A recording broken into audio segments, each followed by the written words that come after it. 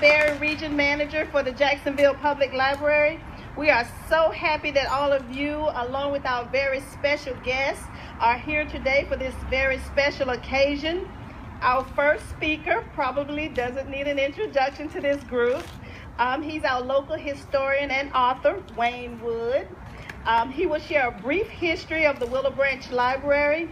Wayne, thank you so much for being here with us. Thank you.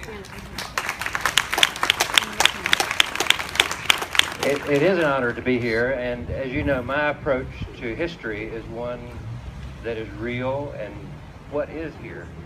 And what was here were plantations. If you dial back through history, even before the Civil War, we are standing in what was a great farmland that stretched all the way to the river. And I don't know if you ever thought about it, but why does 5 points have 5 points? It's because two plantations met together at an odd angle and created all these lines that don't quite match up.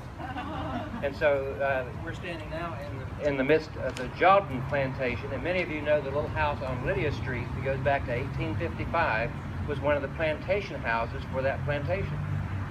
So along about 1916, Riverside was getting developed, houses were building up, and so the city council decided to buy this piece of property on Willowbranch Creek. That's Willow Branch with 2 words. Willowbranch is often spelled as one word. In fact, it probably is on this, someplace on this library sign. But up above me, it is correctly spelled Willow and Branch. And I talked with Barbara the other day. I'm lobbying to have this no longer called Willowbranch Library, which... Yeah. So anyway, in 1916, the city council voted to buy this property, and the mayor vetoed it. He said, too expensive, down to business, we're not going to do that. And so the city council overrode it, and they bought this property going all the way from the creek to Cherry Street for $36,000. Later, they bought 2 more blocks taking it down to the river, which is that extended park, and it's been Willowbranch Park ever since. Part of the reason they got such a good deal is because it was a swamp. And you know, when Willowbranch Creek floods, there's quite a lot of water here. In fact, that's germane to the history of this building, which recently had some flooding troubles that we're proud to celebrate being over. But it was built in 1929, started and finished in 1930. This is called the Mediterranean Revival style of architecture, which was very prevalent in Jacksonville and throughout Florida during the 1920s.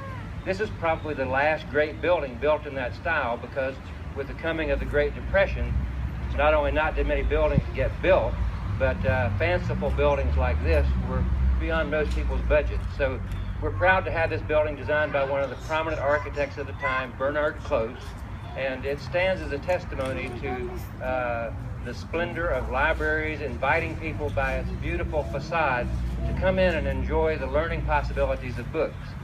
But it also has some special features, not only the big Palladian-style windows, but if you look up at the top, there's a band that goes around the building that is decorative and has some wonderfully playful figures.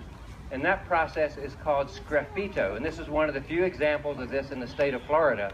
And the way that was done was old European artists, in fact, an itinerant Italian artist did this one, I'm told. And you lay down several layers of different colors of stucco, one on top of the other, let them dry, and then you scratch through it to get the beautiful figures you see there. So sgraffito is an Italian word that means scratch through.